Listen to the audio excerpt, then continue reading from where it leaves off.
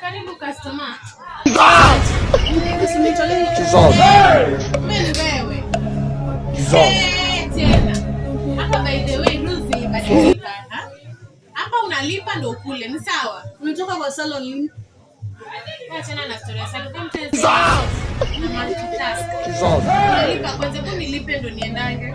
Yaani ni trust na vitu za chwani? Ni trust. Sawa, ni chwani. Nilipa hiyo chwani niende. Okay. Sawa, ni vile nimetumwa tu, otherwise singekula hapa, ni vile njiko karibu kunywa. Sasa bado unaongea vibaya. Na hivi venye umevaa hivi ndio unaenda kwa huyo mtoko unaitananga papi, ama ni dogi? Ama unaenda wapi? Umejiona kwanza usiniona lipo na hizo macho zako. Lipa. Hebu utatulia ni kulipa kwa kulipa useme. Tumesema mtu analipa kwanza ndo akule. Ama ni Kiswahili uelewe ama ni kuelewa uelewe. Pia akili imepotea. Nguo fupi, akili fupi. Lipa. Sasa nipigie boy wangu anitumie. Umesema 70 ama 50? 70. Hizi vitu ni 70 sawa?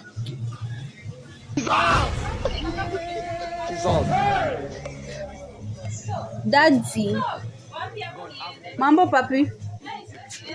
Uko aje? Oh, uko poa. Sawa, ulisema leo utanibaia lunch. Unitumie chwani basi.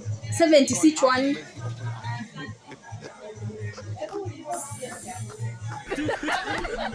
Sasa hata washaniletea kwa meza.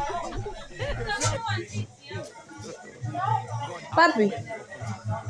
Ati una? Hello? Namba busy. Nina hapa.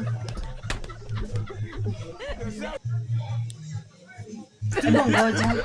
Sina kutumia pesa. Unapigia dogi wa pili hapa. Uko na wengi, unawanini aje? Piga haraka ulipe. Okay, ama naweza kutumia 30. Naleta hiyo 40. Wewe, sitaki story mingi. Unalipa ndio ukule na utoke.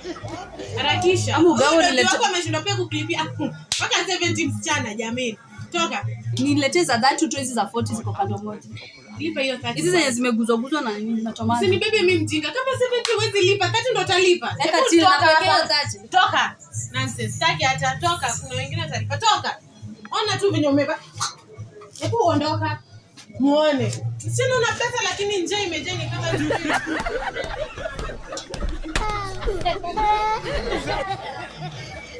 Mkate.